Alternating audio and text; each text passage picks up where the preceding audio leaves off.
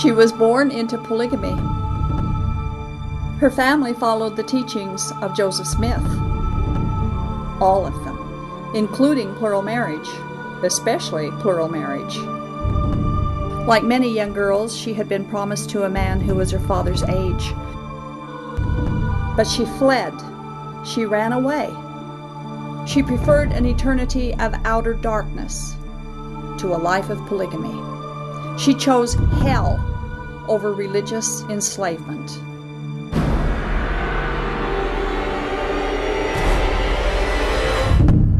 That girl was me.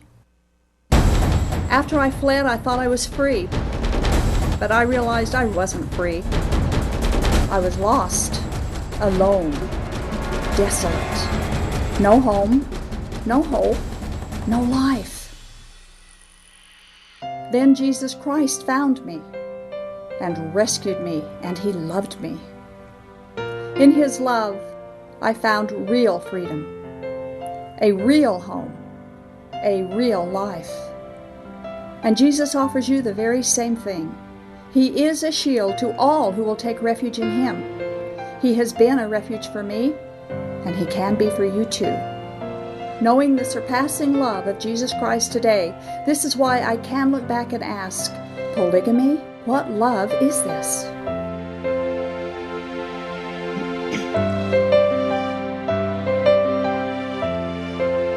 Welcome to our show tonight. This is Polygamy, What Love Is This? And I am your host, Doris Hanson. And I'm grateful every week that we can come and share what's on our hearts in this culture about our topic, polygamy. But first, before we get started tonight, I have a couple of announcements. The first one is the Utah County Support Group for those who are questioning or transitioning out of the Mormon faith, and that, of course, includes polygamists as well. They're going to be meeting, their next meeting is Tuesday, April 16th at 6 p.m., and it's going to be at First Baptist Church, 1144 West Columbia Lane in Provo. And for more information, you can call 801-374-8489, or you can email way61@hotmail.com. And they're going to be showing the DVD Jericho, and this is for anyone who is migrating from religion to relationship, and it's also for any interested Christians as well. And this is our final reminder for this year's Capstone Conference. It's going to be tomorrow and Saturday, April 12th and 13th.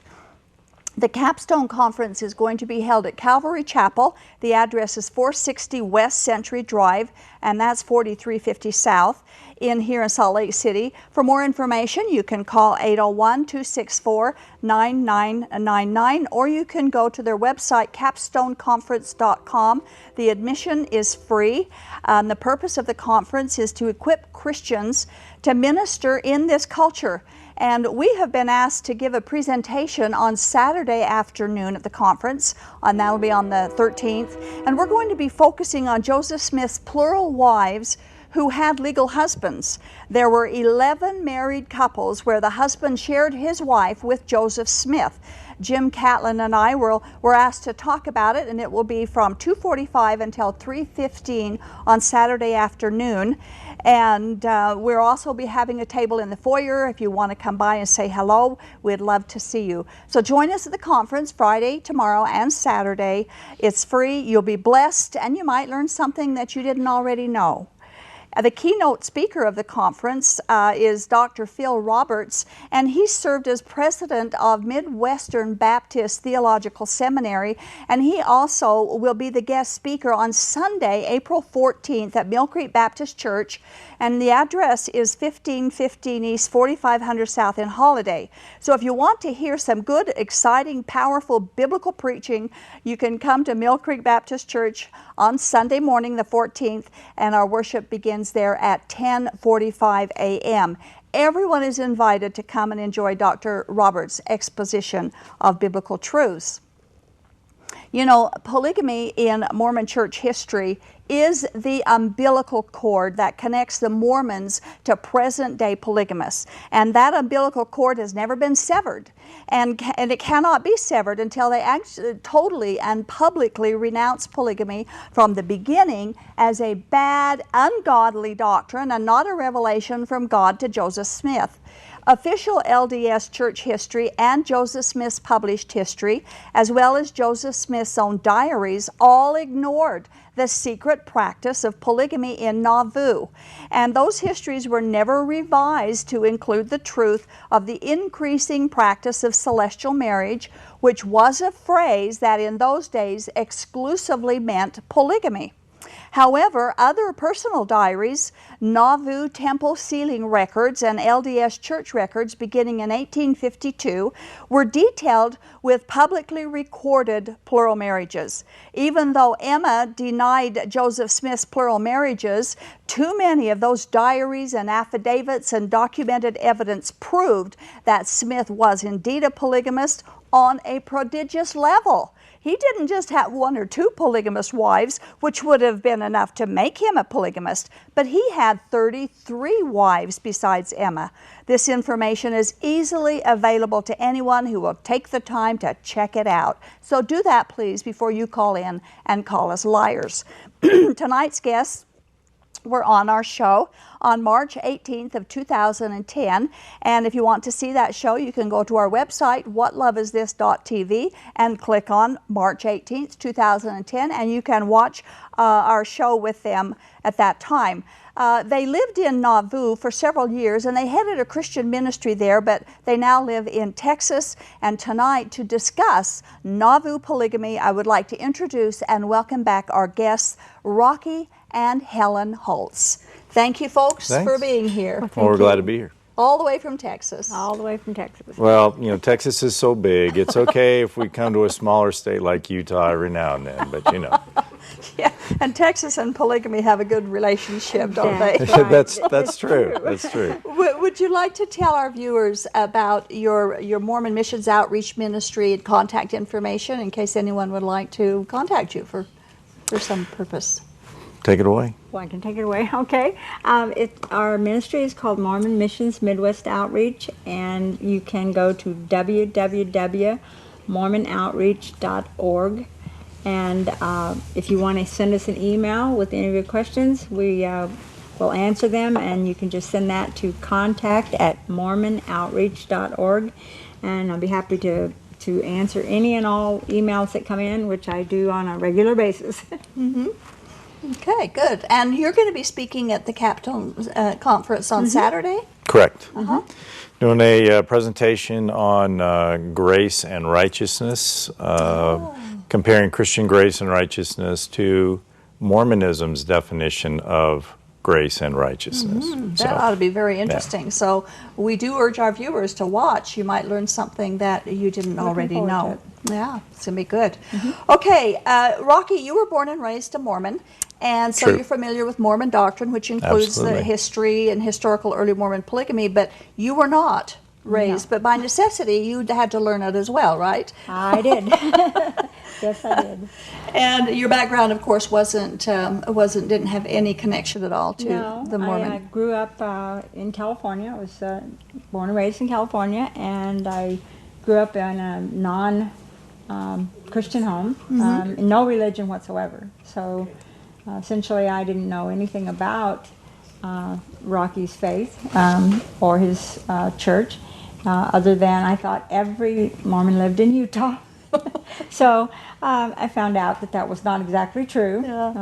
But I became a Christian, actually trying to convert to Mormonism. Wow! And God is sovereign on that, wasn't He? He certainly was. Yeah, he certainly was. Good. And so, in all these years, I got saved in November of '81.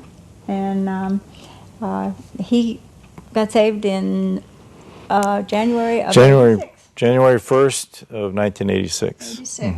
So you're seasoned Christians at this point and work a lot with the Mormon culture, and of course that involves polygamy. You were in Nauvoo and ministered there quite a bit, and there are myths abounding about early Mormon polygamy, and it seems like I hear a new myth almost every week, something new that somebody has made up about why early Mormons lived polygamy. And one of those myths is that the early Mormons lived polygamy until laws were made against it. And that the laws were made after the polygamy revelation came to Joseph Smith. Was polygamy legal, or was it illegal when the Mormons first started living polygamy in Nauvoo? Illegal. It was against the laws of the state of Illinois. And they did not make the laws specifically pinpointed it because the Mormons were living it. It was No, already. I think they actually, and I may stand corrected on this, but I believe that they were in the Illinois state constitution when Illinois became a state. That's my understanding as well. And Right. in fact, it was illegal every place that they moved to. Yes. Even Mexico and Canada. Absolutely. It was illegal when they before they went there. It was illegal. No one made laws specifically against their Okay. practice. So that is a myth. Now, what's interesting about all of this is they knew it was illegal. They knew it at the time. But there's a 12th article of faith. Rocky, do you want to talk about the 12th article of faith? We'll put it up on the screen. And that's Okay. kind of a concern that we would have over polygamy. Well, it's interesting. I mean, when I was born and raised, 6th generation Mormon on my dad's side, 4th generation on my mother's.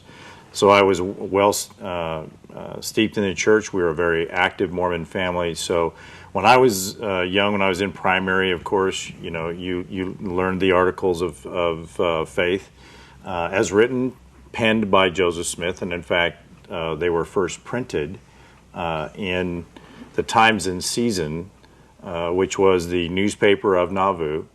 And I believe I don't know, I can't remember the exact month, but it was in 1841 or 1842 at the very latest that these were penned. And the 12th article of faith, we can go ahead and put that up on the screen. Okay. As you can see, it says, we believe in being subject to kings, presidents, rulers, and magistrates, in obeying, honoring, and sustaining the law. So Joseph Smith penned these. The Mormon Church doesn't believe in creeds. It puts down the Christian creeds, which really are a faith statement about what Christianity believes. And instead, since they put the creeds down, he penned these as a substitution for a creed. But in essence, it is a creed anyway. In essence, it is. Different But word. nonetheless, this 12th one talks about in obeying and sustaining and honoring the law. And the fact is that he penned these, published them, and then was practicing polygamy, which was out and out against the laws of the state of Illinois. So the minimum you could say here is that Joseph Smith was a profound hypocrite. But I think as our discussion goes on and we start talking this evening about this, I think it's going to be very clear to see that polygamy was nothing more than the outcrop of Joseph Smith covering his indiscretions. And I think the evidence supports that. I'm not being inflammatory when I say that. I think an honest look at the history and the facts surrounding how it came to be will support that. Yeah. So, And we're using tonight, we have a book here called Nauvoo Polygamy, and I think they have a graphic there for the screen by George D. Smith. It's a nice big thick book with lots and lots and lots of information. It does. And we're going to talk about that. You guys were in Nauvoo for quite a long time, and so we are, and that kind of hits right in your own backyard. So why is polygamy in Nauvoo such an important chapter in Mormon history? well, because that's technically where it first began.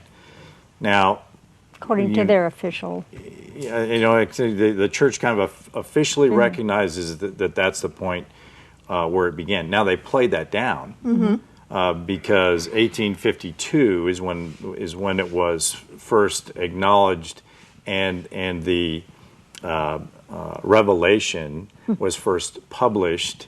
However, it was received in 1842, section 132 of the Doctrine and Covenants, and but the church has to they play it down and say it was really promoted and was brought into being here, was allowed to be practiced here, but in reality, we see that is where Joseph Smith really kicked it off and put it in high-speed overload. And in the short period of time, 1841, until his death in 1844, 33 wives. Now, of course, Emma, he married back in, 1828 or whatever it was. 27, I think. 27, okay.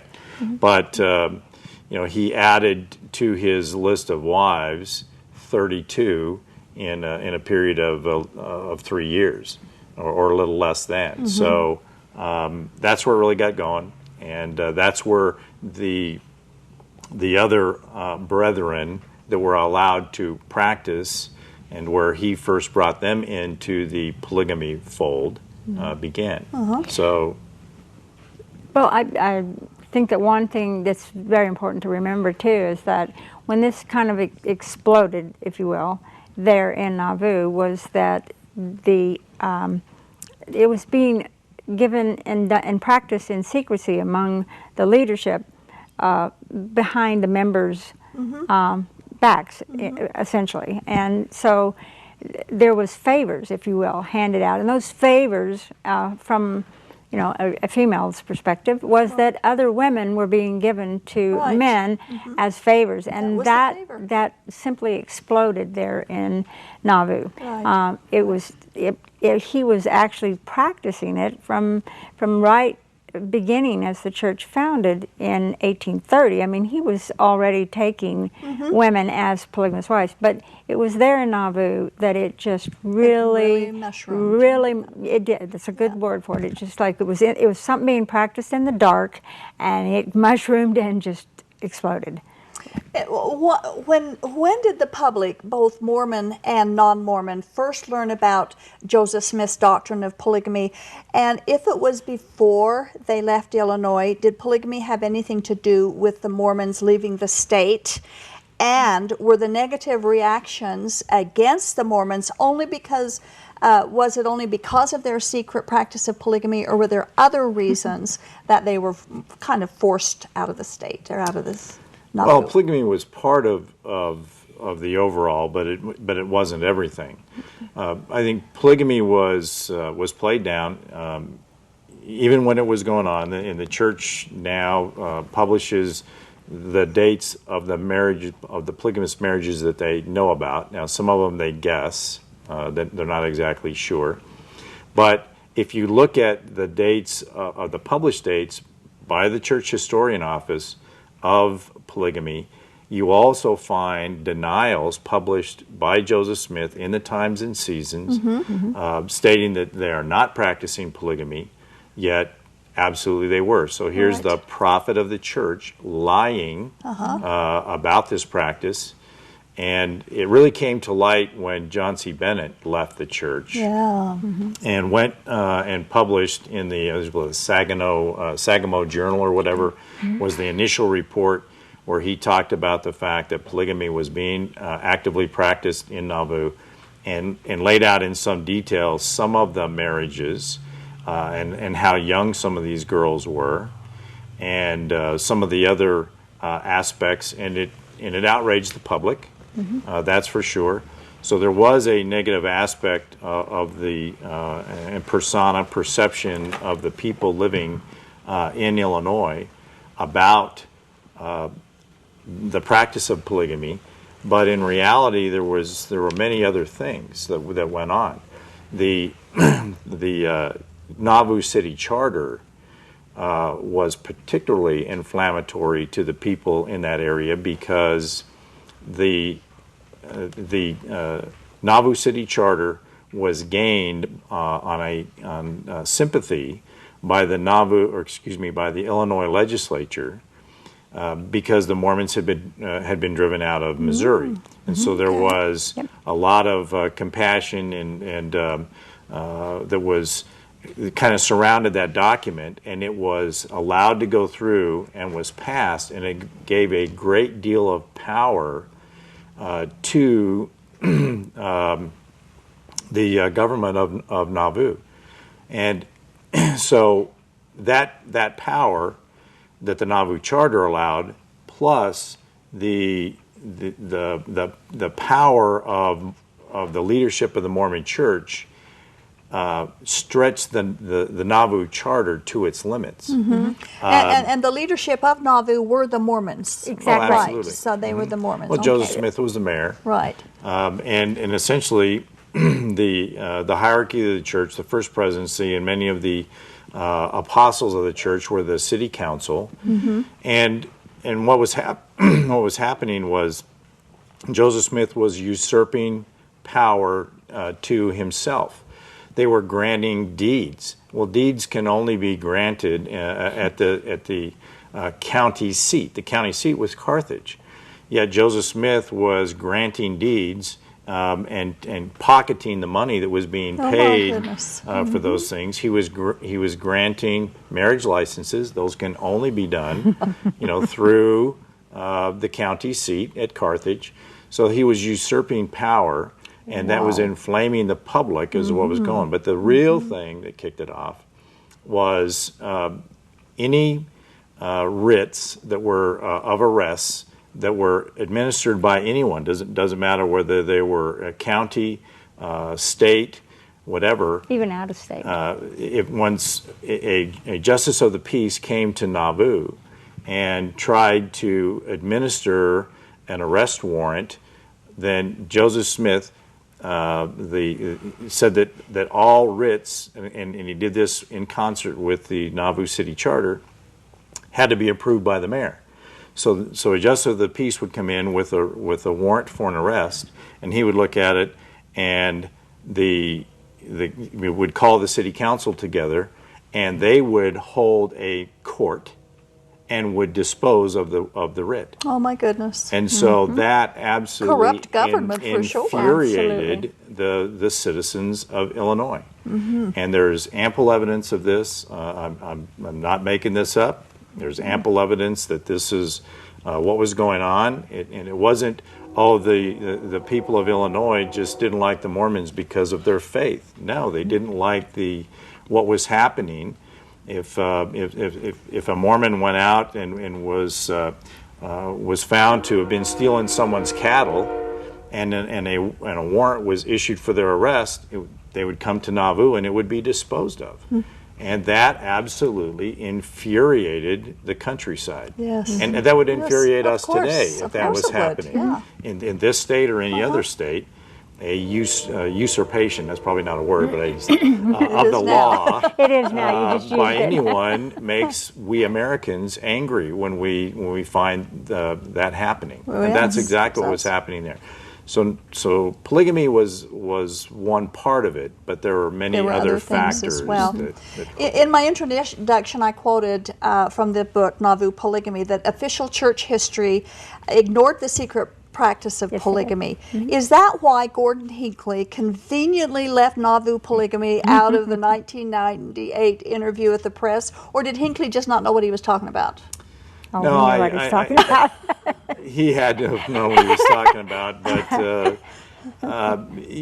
that's the problem, and that's one of the things when I started studying Mormon history. When it was presented to me that the Mormon Church was not the only true church on the face of the earth, of course I reacted very negatively to that. Of course it's the only true church on the face of the earth. What are you talking about? Yes, you reacted negatively. And I was going to do what any red-blooded American male should do. I was going to prove my wife was wrong. And so I set out in a period of systematic research to prove that these things that she was bringing to me, saying, "Oh, did you know about this? And did you know about this?" And all these different aspects of Mormon history and doctrine. And so in studying those things, that's what brought me out of the church, was the falsification, the rewriting, the deleting of Mormon history. And there's no question that President Hinckley knew that polygamy really got kickstarted in Nauvoo. There's just no way. And so when he gave that interview in 1998 and conveniently left that out. He said it was on a very restricted scale. That's exactly what I started to say, was that there was very few people who practiced polygamy, and it was on a very limited, restricted state. That is not accurate, because right there in Nauvoo, when it exploded, as I said, it just really like ballooned out, and it was being done because of favors being given to people, men returning as missionaries, to cover up because of the anger that was being, and then he approached the wrong man's wife, the wives, and daughters, and so forth. And today, you know, that you hear that they were driven out of Nauvoo because of polygamy. That's not accurate. There were outstanding warrants for Brigham Young's arrest, and there was outstanding warrants for Joseph Smith's arrest before he was taken to Carthage. Which goes back to Article 12. They were breaking the law in more areas than just polygamy. Exactly. They all over. But you know, if you look at that statement by Hinckley where he says in 1846 and 47 that it was permitted on a restricted scale, 1846 ignores the fact that the church acknowledges today that Joseph Smith had 30-plus wives. Well, Joseph was killed in June of 1844. So, how restricted is 33 wives? Well, but 40, you know, as we just saw on the screen, 1846, 1847, that was 2-3 years after Joseph Smith was killed. So the church acknowledges, church historians cannot deny the fact that he had 30-plus wives. Well, he was killed in 44. So this statement by President Hinckley is deceptive at best. It's a deception which totally ignores. If he was the prophet and knew what was going on, and he should if he was the prophet. So he either lied or he's not the prophet. But on page 574 of this book begins a 65-page chart of data about the practice of polygamy in Nauvoo. And I kind of crunched the numbers, and they're going to go up on the screen to kind of make a graphic of what you just said. The population in Nauvoo in 1845 census, the official census, was 11,036 people. And according to the chart in the documented chart in this book, 196 men had plural wives, 1,134 wives were included, and that of course includes the first wife. 3,171 children were living in polygamist homes. So that's a total of 4,501 people living in polygamous families in Nauvoo. And that is a significant number, isn't it, for 11,000 population of 11,000? That's almost 41% of the population was living polygamy. That's not a very restricted scale. That's not restricted at all. And this is right tonight. It's 2013 right now. And if you were to go to Nauvoo, this moment, on the corner, literally, is a statue of a man standing there that faces the temple, the Nauvoo temple. It's right on the corner, and he's standing there with one wife and his arm around her, and down the side of the stone is all the names of the other wives. Oh my goodness. So polygamy is illegal today, and yet in a town they still celebrate it. Yeah. They still celebrate They're celebrating law breaking. You have some key points of why the polygamy revelation is a total fraud. What would you like to tell us what some of those key points are? Well, I think they say that it was the date in Section 132 is 1842. The church, however, church historians today, and actually it goes back to I think 1890 when the first church historian at that point had to acknowledge that Fanny Alger had to have been a polygamist wife. Well, the affair, Oliver Cowdery, who was the second elder of the church, who, according to church history, he and Joseph were ordained to be the first elders of the church under the hands of Peter, James, and John. That Oliver Cowdery called the relationship between Fanny Alger, who was a helper in the Smith household in Kirtland, Ohio, called it a dirty, nasty, filthy affair. Right. But they can't run away from the fact that there was a relationship between Joseph and this young girl. And so the church says, well, that must have been the first wife, the first polygamous wife. So Joseph Smith must have received this revelation, back right after the church first began, but he didn't write it down until 1842, and then it wasn't published by the church until 1852. The whole thing is just it's muddy water. Yeah. And by the mere fact so that Oliver Cowdery, the second elder of the church, who he and Joseph interfaced every day, they were the leaders of the church. Why would this second elder not know about this revelation? Right. And that Joseph was simply, following the revelation and taking a polygamous wife. Why would he call it a dirty, nasty, affair? If it was a revelation from God. Yeah.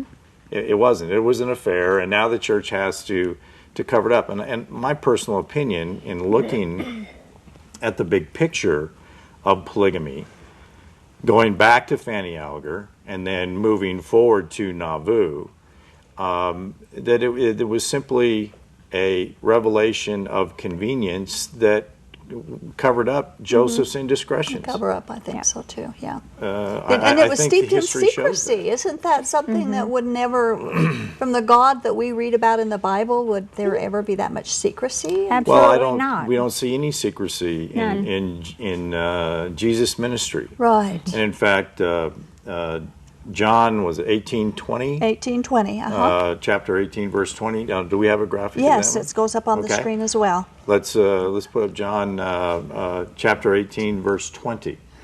Jesus answered him, I spake openly to the world. I ever taught in the synagogue and in the temple, whither the Jews always resort, and in secret have I said nothing.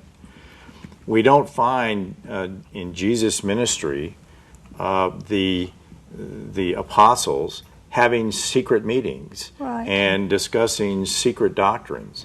Everything was open. Jesus openly taught in the synagogues. He openly taught on the hillsides. Right. There wasn't anything in secret. And so why would the God of the Bible bring a revelation to Joseph Smith, which now, in order to cover Fanny Alger, the church has to say Joseph received it way back in 1830-31 time frame.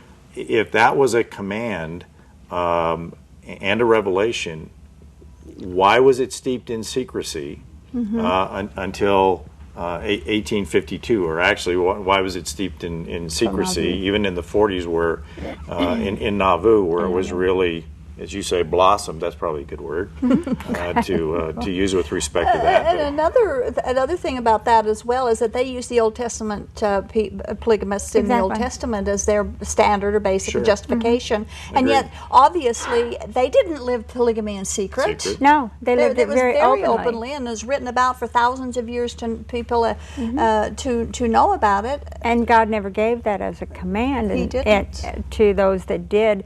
And if you look at the Word of God, those that practiced polygamy and took multiple wives, they all really suffered for that in terrible ways. And another thing about the Old Testament polygamy is you will not find very many priests or prophets in the Bible that lived polygamy, or the kings mostly. Mostly the kings who lived it, and they were disobeying Deuteronomy 17:17. Exactly. So there's nothing good about polygamy in the Bible at all. It was the pride. It was not priests that did that. It was not apostles that did that. It was not. It was those that were trying to gain something to promote themselves. And so they took these other wives. So they did, right. Well, we need to take a break right now and open up our telephone lines. Our telephone number is 801-973-8820, 801-973-TV20. We'd love to have you call in and get in on the conversation, make your comments or questions if you'd like. And be sure and turn your TV volume down when you call in. So we're going to share our ministry message with you while we're waiting for your calls to show up on the phone. You are watching Polygamy, What Love Is This? Broadcasting live from Salt Lake City, Utah. This program is the broadcast outreach of a Shield and Refuge ministry.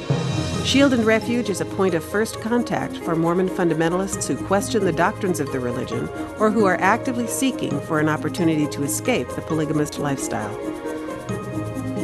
Examining the claims of fundamentalist doctrine against the backdrop of biblical truth is central to our efforts. We invite you to contact us.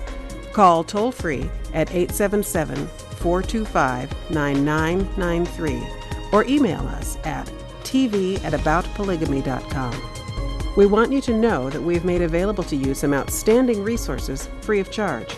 You will find them at our website, www.whatloveisthis.tv. There you will find the DVD, Lifting the Veil of Polygamy, which documents the real-life stories told firsthand of those who were lifted out of the culture of polygamy through the power and love of Jesus Christ. Also, free of charge to you is the booklet, Is Polygamy Biblical? It explores plural marriage in the context of God's Word and answers questions like, did God ever command polygamy? Is it part of God's plan? While you are at our website, make sure to take advantage of the archived episodes of this program, which can stream on demand directly to your computer. There are more than 100 shows to choose from. And if someone you know is unable to view this program via live broadcast, recommend that they visit this same website every Thursday at 8 p.m. Mountain Time to watch this show through live streaming video. Simply follow the links to the live streaming video page. If you are watching live tonight, we invite you to call us as we open our phone lines. The number is 801-973-TV20. That's 801-973-8820. Now, back to Polygamy, What Love Is This? With our host, Doris Hanson.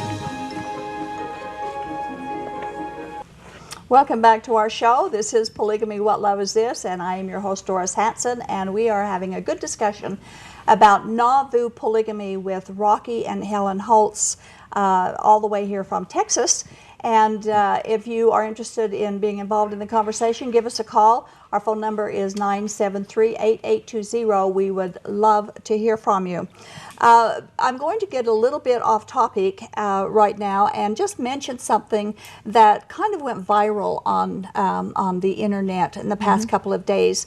And it is from a website called, it's from a blog website called Journey of Loyal Descent, where someone posted that there has been, from very reliable sources, Grant Palmer has acknowledged the authenticity of a memo about the general authorities and the Mormon leadership who are being paid off to deny or to maintain their belief in Mormonism, and yet in private they don't believe it at all. They've even said so. Do you know much about this?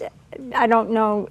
I mean, I know about what you're talking about, and I've heard this kind of thing before from other sources, that there's been that kind of thing going on where there's been money offered, because there is so much that literally, if you're in the hierarchy of the church, you're going to run across documents and things like that that are censored, and that's truly what brought Rocky out of Mormonism was seeing the censorship and that kind of thing. The truth about the history. Exactly, and so it's essentially kind of the same thing. And I firmly believe that there is more to this than what we've seen now. Yeah. I think it's going to come out. We hope the truth. We hope this brings out the truth. We certainly do. Again, for any of our, what you were going to say? Well, I think you can take this clear back to the Hoffman murders. Yeah, why was the church buying these documents from Mark Hoffman? To suppress them, to lock them away in the first presidency's safe, so that the common everyday Joe Mormon didn't find out about these things. The history of the Mormon Church is so muddled, and that it provided a lucrative opportunity for Mark Hoffman to make a bunch of money. And to go back and to read the Mormon Murders or any of those 3 books, was it the Salamander, and there's 3 books that were written by investigative reporters about the Mark Hoffman trials and what led up to that and what he did, which was an awful thing. But when you start reading about that and finding out about that, the Mormon history is not what the church promotes today, Right. and because of that, it provided this lucrative opportunity for a documents dealer to produce these false documents that the Mormon Church readily paid big dollars for to keep them off. And they didn't off know the they were street. fraudulent Well, you know, documents. it's just not to belabor this, but who was it that was purchasing those documents? It was the church. It was Gordon B. Hinckley. He wasn't should the have known prophet. better if he was a prophet. Well, he wasn't the prophet yet. He was what was his title? I think it was second counselor. at Second the time. counselor to the prophet at the time, but he's still a prophet, seer, and revelator later. I mean, they're all Right. ordained as that. So why was he buying these documents to hide them away so that the common or the members of the church would not see it? A lot Exactly. of questions that people should be asking. Again, that's Journey of Loyal Descent. If anybody wants to go to that website, the blog Journey of Loyal Descent, and you can find the document that we are here talking about. Well, it looks like we have some calls. Okay. So Okay. let's see what we can hear from our viewers. Line 2, we have Debbie in Spanish Fork. Hello, Debbie. Hi. Hi, you're on the air. Okay. What's your question? Hi. What's your question, Debbie? Well, it isn't really a question, I guess. It's more of a comment, but I did graduate from high school with a diploma also in seminary, and I seem to recall that their actual plight and ostracization, I guess, or what made them actually come to the Ohio area was when they were chased out of New York. Clear back in, I think it was Palmyra, and I think their actual trouble started in a whole other state besides Ohio. Well, I agree. The Mormon Church was. Why did they go to Kirtland? Because they were essentially asked to leave New York by the citizens of New York. Why did they leave Kirtland? Because of bank fraud primarily. Joseph Smith hightailed it to Missouri because he was under indictment for the Kirtland Bank Society. was a Kirtland Safety Society. Society. I can't remember the bank that they started was totally fraudulent. They didn't have a charter. They just started this bank. It was essentially, hey Oliver, you want to start a bank? Yeah, cool, okay. they started a bank totally fraudulently and stole thousands of dollars from the people of the area. So they get run out of Ohio. They go to Missouri. They get to Missouri, and there were terrible things that happened in Missouri. Hans Mill and some other things. But those things should not have happened. But the Mormons there proved to be neighbors, citizens that the Missourians couldn't handle. Look honestly at the history of Missouri. There were terrible things done by the Missourians, but there were terrible things done by the Mormons. And then the Mormons are run. It's kind of scary thinking that I believed my faith on them for so long. Well, Good but point. you know what? You and me both. And every I graduated from seminary just like you, and we were indoctrinated. I still have my seminary book on my shelf at home, the Restored Church, the church history year that you do in seminary. And if you go, I read that now, and I get angry because I was being indoctrinated, just like all Mormon youth are being indoctrinated, in the history that the church wants you to believe instead of the facts. And that's wrong. The facts should be able to stand on their own. If the Mormon church is the only true church on the face of the earth, if Joseph really did see this vision, and the other ones, John the Baptist and Peter, James, and John, and all those things, if those really happened, why does the church suppress its history? Right. Why does the prophet and the first presidency have a vault in their office that no one has access to? If all this stuff was factual, why don't all of the Mormon church have access to what those documents are in that safe? Good point. Good point. Thank you, Debbie, for calling. Okay, line 3, we have Lindsay calling in Bountiful. Hello, Lindsay.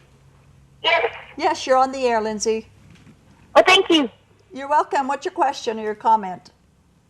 It more had to do with biblical. I have a couple questions. Am I able to ask more than one? Well, if you're quick. My questions are with Abraham, Isaac, and Jacob. How they all had places of opportunities for plural marriage, I guess you could say. And yet, at the same time in the church, they talk about, I mean, the church holds them up in high regard and saying how they were able to build up a nation. And they teach us that I can understand why. I mean, if you want to raise up raise up your members, I mean, tell them to have big families. It seems like I'm not sure if I'm getting across my point. Well, you are, but you know, Joseph Smith from the very beginning mentioned that Isaac and Moses both were polygamous, but you won't find that in the Bible anywhere. No, you won't. You cannot find that that's true. And even if it was true, it's not something God commanded. And of course, you know, did you know that one man with 7 wives cannot have more children than one man, 7 couples each having a family? That's right.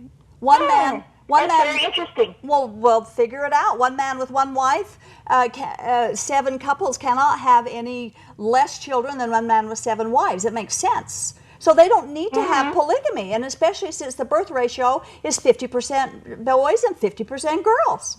So no, that math doesn't work. Well, I think it goes back to Genesis. If God wanted to very quickly multiply and replenish the earth, why was it Adam and Eve instead of Adam, Eve, June, Sybil, Rachel? Why weren't they Noah? The same with Noah. Each of those men on Noah's.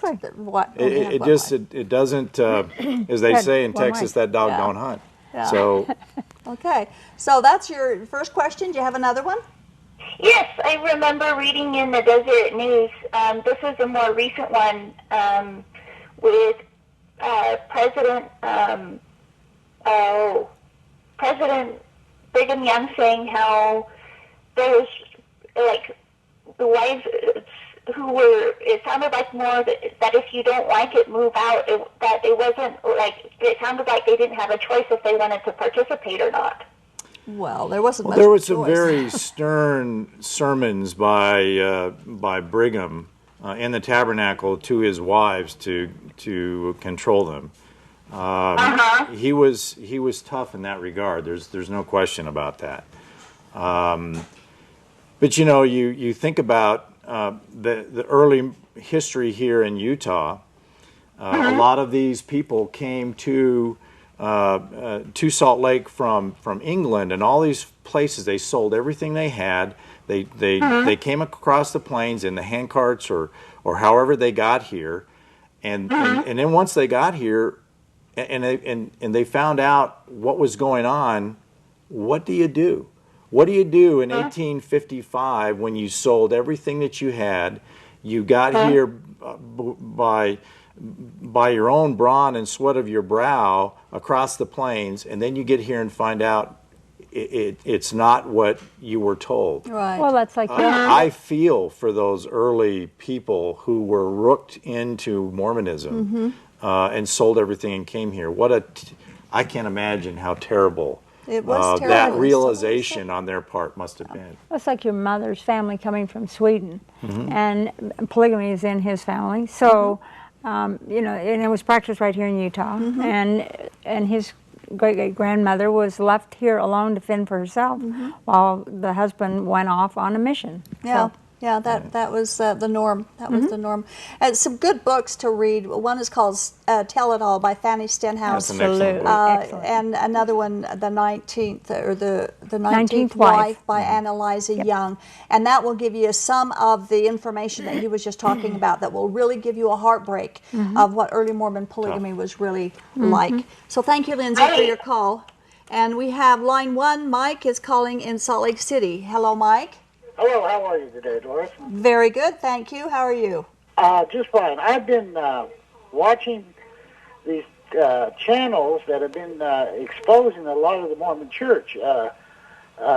Last Sunday there was a show on, and it was called Nephites. It was on channel one of the channels, and I don't want to mention the channel, but it was talking about Mormon prophecy and how it comes true. And they showed the whole show, and there wasn't one prophecy that the Mormons predicted that came true. What they were doing was saying, in Israel they found a wall, and then all of a sudden they would try and interject that the Mormons predicted it. It was deceptive. And then I saw another program on History Channel, which is a pretty good channel, that said that the Mormons and the banks in Las Vegas were in cahoots with the mob to build those casinos down there. And they were talking about the prostitution in Utah by these Mormons that were landlords. And they were trying to entrap a lot of the federal agents and blackmail them so that they would stop investigating polygamy. And this is just something I'm bringing up. They're bringing up stuff now, and it's coming out, and like, you are salt and light, and you are putting light on these deceptions, and the gentleman and the lady there, which is wonderful. And God has called you for this time to reveal this. And the Lord bless you. I like your program. It's helping a lot of people. And you're doing what God called you, and God bless you in your endeavors. Thank you very much. And what we do like to do on this show, of course, is make sure that anything that we talk about on the show can be proved, that there's documentation for whatever we bring up on the show. And of course, that's what we do in our ministry, too. Well, I think it's important. No one deserves to be lied about. No one. No one, those of us that have come out of Mormonism or were never in it but are trying to reach the Mormon people, you don't have to tell a lie. You don't have to be deceptive. It's awful enough. The truth is and no one, exactly. The Mormon Church should not be lied about. Neither should anybody else. Right. But the reality of it is, you don't have to. You start looking into Mormon history, and there it is in black and white. You don't have to tell lies about it. It is there to be seen. Absolutely. Okay, we have line 2. Linda in Provo is calling. Hello, Linda. Yes, good afternoon. Thank you so much for your incredible show. I've been learning so much about, and I'm a Christian, but I have a problem. I have 2 children. They are LDS, and we have a lot of problems in the family because I try to advise them the books that you sometimes put on the show. People, they come, and I ask them to read or to go different websites. But they tell me that the leaders of the church advise them not to read anything as controversial to the church. And I don't know how to approach them, and I don't know what to do anymore. I'm really frustrated because now they're taking my grandkids to do something they do with the kids when they are 12, and they go to do something for the dead people. I don't know what they do, dead. And I just worry about a lot of them. And I don't know what to do anymore. Do you have suggestions for her to? Well, Linda, it's difficult. In discussions with my family as well, I mean, I wrote a book called When Salt Lake City Calls, and sent a copy of it to members of my family. My sister read it, and you just said it was an incredible book. I have four brothers. Not a one of them would read it. My parents didn't read it. They just said it was full of lies. They said, well, how can you say it's full of lies if you never read it? But that's the how do you protect the myth of Mormonism? You protect it by telling your people that anything that is not written by the church, about the church, cannot be trusted. So you keep your arms around your people and keep them close and not let them see things that may make them question and dig deeper and find out.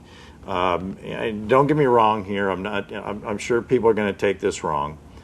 I am not comparing the Mormon Church to Nazi Germany. I am not doing that. But if you look back in history, how did Hitler gain control of the German people? He controlled the press. He controlled what they were allowed to read and hear. And that is in the same likeness. I am not, again, comparing Nazi Germany to Mormonism, but I'm saying it's the same principle. If you control what your people are allowed to read and hear, then you can control them. And that's exactly what's going on. And thank you for that, and that's very graciously put, and that's so very true. Control, the information control, is one of the signs of a false religious group, is the information control. You know, we didn't get only about halfway through our notes, and there's so much to talk about, but I do appreciate that you're coming. It's thank you for inviting us. Thank you for inviting us. And we appreciate next that very time much. you're here in Salt Lake from Texas, we expect you to come back, and maybe we can finish the notes that we weren't able to finish tonight. But you're going to be at the Capstone Conference again. We invite you to come and meet us. They'll be there. We'll be there. We'll have a table in the foyer. We would love to meet new friends and say hello to old friends that we've talked to before. And check things out. That's the most important thing. The information is out there. The truth is out there. We're not making things up. Check things out, and you will be surprised at what you will find. My closing comments tonight is going to go back to the Bible, the story of Abraham, Sarah, and Hagar, which was used by Joseph Smith and is now used by polygamists to support their claims that polygamy was a biblical command and that God's people was under obligation to practice it. Early Mormons and today's Mormon polygamists exhort their polygamous followers to go and do the works of Abraham, and they teach that the works of Abraham is polygamy. However, in Hebrews chapter 11, God gives some beautiful examples of Old Testament heroes of faith, and he explains that truth-saving faith produces tremendous and powerful works for God. In that chapter, Hebrews chapter 11, God details the works of Abraham, but there's no reference of polygamy. It also mentions polygamists in that chapter, Jacob and David and even Gideon, but no works of polygamy by these heroes of the faith is commended or even mentioned, and that fact is significant. If polygamy had been so important, why doesn't the one chapter in the Bible that celebrates the faith of these Old Testament men, why is it completely silent on their practice of polygamy? God doesn't deal in secret doctrine. We talked about that already, and he has never approved of anyone at any time because they practice polygamy. The faith that pleases God does not promote polygamy, but it does promote Jesus Christ, because the only faith worth having is saving faith in Jesus Christ, who purchased redemption for lost sinners. Polygamy can't do that. Jesus' message was not live polygamy and be saved. It was repent, for the kingdom of heaven is at hand. And then on the cross, he said, it is finished. Redemption was finished by Jesus. You don't have to do it. Jesus did it for you. All you have to do is believe it. Thanks for watching. Good night. That's good preaching.